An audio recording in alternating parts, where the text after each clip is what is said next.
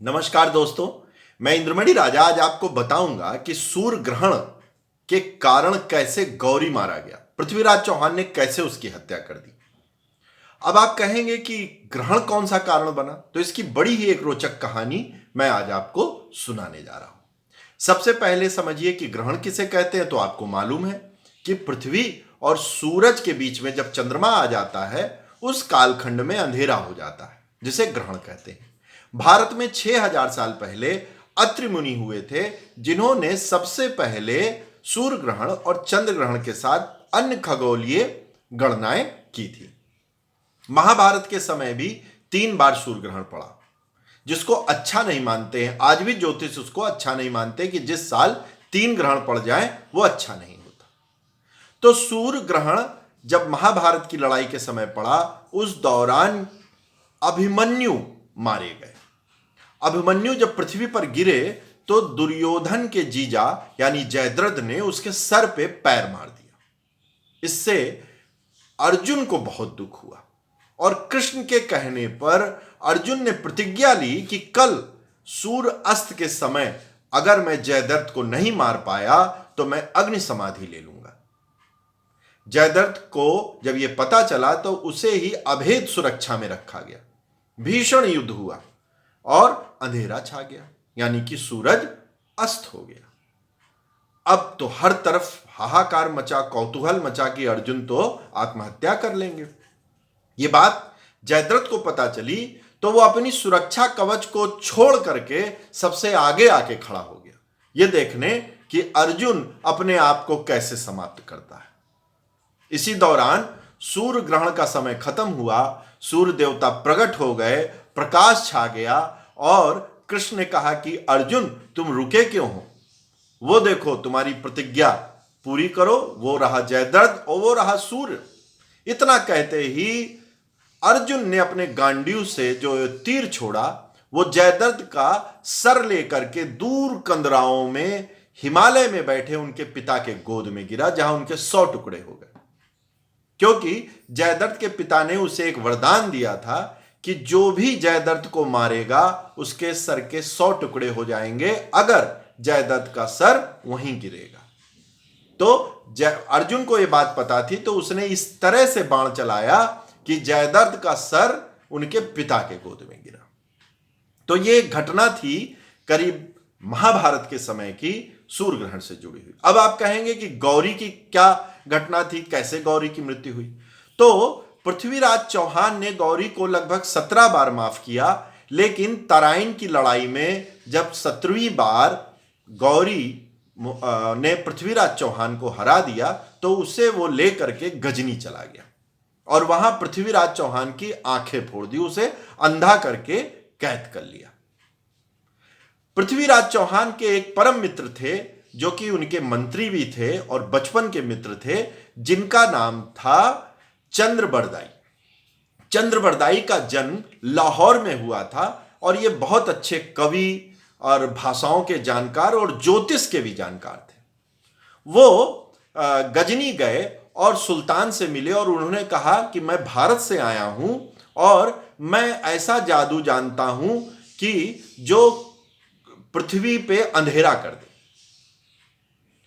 ये सुल्तान ने जब सुना तो उसने कहा ये तो हो ही नहीं सकता, लेकिन उसके कहने में सुल्तान ने उसको चेक करने की कोशिश की कि ठीक है किस दिन ऐसा करोगे।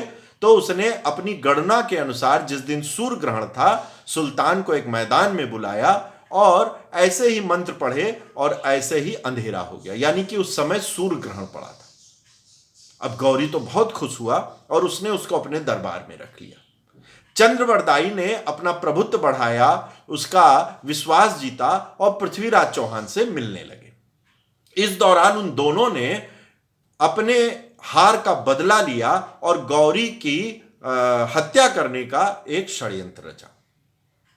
कहते हैं कि चंद्रबरदाई ने गौरी से कहा कि महाराज क्या आपको मालूम है कि जिसको आपने कैद करके रखा है वो शब्द भेदी बाण चलाता है। दोस्तों, शब्द भेदी बाण उसे कहते हैं कि जहां पे आवाज हो तीर चलाने वाले का तीर वहीं पर लगे। ऐसे ही भगवान राम के पिता भी शब्द भेदी बाण चलाते थे। आपको वो एक कहानी मालूम है जिसमें उसने एक अंधे माता पिता को मार दिया था। वो एक अलग कहानी है, आप जानते हैं। तो सुल्तान ने कहा कि अगर ऐसी बात है तो मैं ये खेल देखना चाहूंगा। चंद्रबरदाई और पृथ्वीराज चौहान की मंत्रणा पहले से हो गई थी। उन्होंने एक दिन मंच सजा और चंद्रबरदाई ने गौरी से कहा कि हुजूर, आपको आदेश देना होगा तब पृथ्वीराज चौहान तीर चलाएंगे। मंच सजा, गौरी आकर के बैठे, पृथ्वीराज चौहान को बुलाया गया और पृथ्वीराज चौहान को एक तीर और एक धनुष दिया गया और चंद्रबरदाई ने एक ही गुप्त भाषा में उसको डिस्टेंस बताया कि सुल्तान कहां बैठा है। यह बात चंद्रबरदाई ने एक पृथ्वीराज रासो लिखी थी, जो उनके द्वारा नहीं पूरी हुई, उनके पुत्र ने पूरी की, जिसका नाम था जाहड़, उसमें लिखी हुई है। तो उसने कहा कि जब पृथ्वीराज चौहान को मैदान में लाया गया तो चंद्रबरदाई ने कहा कि 4 बांस 24 गज अंगुल अष्ट प्रमाण, ता ऊपर सुल्तान मत चूको चौहान। जैसे आज हम लोग मीटर और किलोमीटर की बात करते हैं, उस जमाने में बांस, अंगुल और हाथ चला करते थे। एक बांस 16 फीट का होता था, तो 4 बांस यानी 64 फीट, 4 बांस 24 गज, एक गज 1 मीटर से 3 इंच कम होता है, 3 या 2 इंच कम होता है। तो कुल जमा 84 या 90 फीट की दूरी पर था। तो 4 बांस 24 गज अंगुल अष्ट प्रमाण, मतलब यह मेरा प्रमाण है कि सुल्तान इतनी दूरी पर बैठा हुआ है। तो इतनी दूरी का डिस्टेंस उसने अपनी कल्पना में सेट कर लिया और जैसे ही गौरी ने आदेश दिया कि जैसे गौरी बोला कि हां आदेश दिया जाता है तीर चलाओ, बस पृथ्वीराज चौहान ने उसी डिस्टेंस पे जो तीर मारा वो मोहम्मद गौरी के सीधे गर्दन में घुस गया और एट अ टाइम गौरी की मृत्यु हो गई। पूर्व योजना के तहत चंद्रबरदाई ने 2 कटार रखी थी जो जहर भुजी हुई थी और उसने दौड़ करके पहले पृथ्वीराज चौहान को वो एक कटार मार दी जिससे उनकी मृत्यु हो गई और दूसरी कटार उन्होंने खुद को मार ली और खुद भी मर गए। ये इसलिए किया कि वो जानते थे कि इसके बाद उनकी क्या हालत होगी। तो ये विज्ञान की कहानी है, दोस्ती की कहानी है, मित्रता की कहानी है, जो हमें बताती है कि कैसे लोग विज्ञान से और कैसे लोग इन सब इस्तेमाल करके अपनी विजय प्राप्त कर सकते हैं।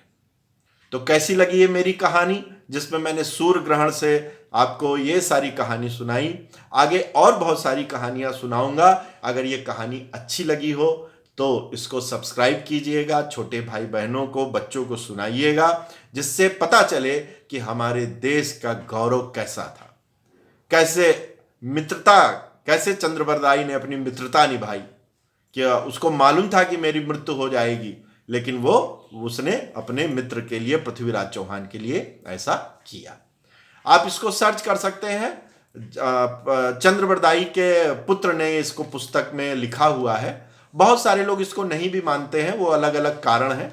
भारत के गौरव को छुपाने की एक परंपरा रही है जिसमें ये भी है। तो अगर मेरी अच्छी कहानी हो, आपको अच्छी लगी हो, तो अपने छोटे भाई बहनों को जरूर सुनाइएगा। आसपास सफाई रखिए, अपना ध्यान रखिए। नमस्कार।